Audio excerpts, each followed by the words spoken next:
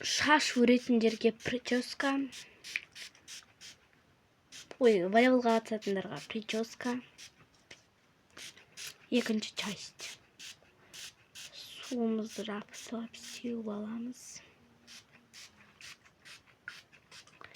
Менде кәдімгі простой вода.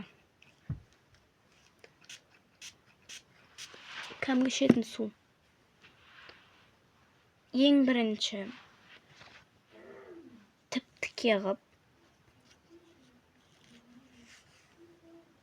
өйстіп бөліп аламыз мына жерден.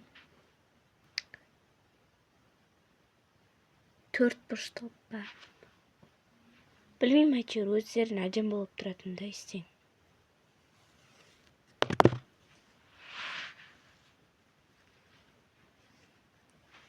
Мен әйтеуір ойыма келген істей алатынмын.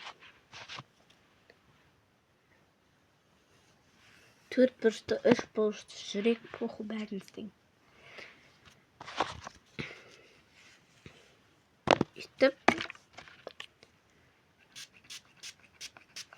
Үстіп сулап аласыңдар. И потом оны алдыға қарай, дәл алдыға қарай үстіп өреміз. Қазір переход жасаймын. Бүйтіп өре алмасаңдар, өстіп өріп, короче, бүйтіп басын болып қояға болады. Осымен біздің прическамыз бітті.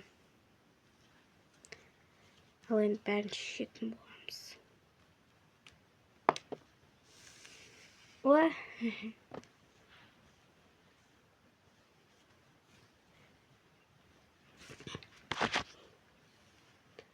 Кәдімгідей бір болатын боламыз.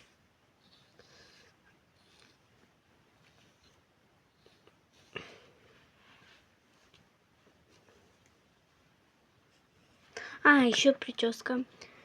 Өйстіп, шаштарын ұстарап, екі жерден бөліп өріп, бүйтіп артқа қарай бұл алсаңыздар болады. Либо бір болып кете берсеңіздер де болады.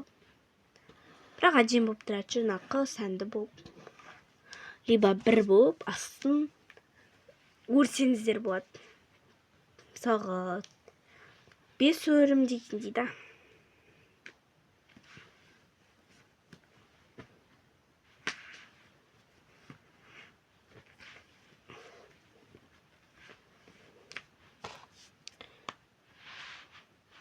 Вот, короче, соңына қарағандарыңа дейін рахмет. Всем пока.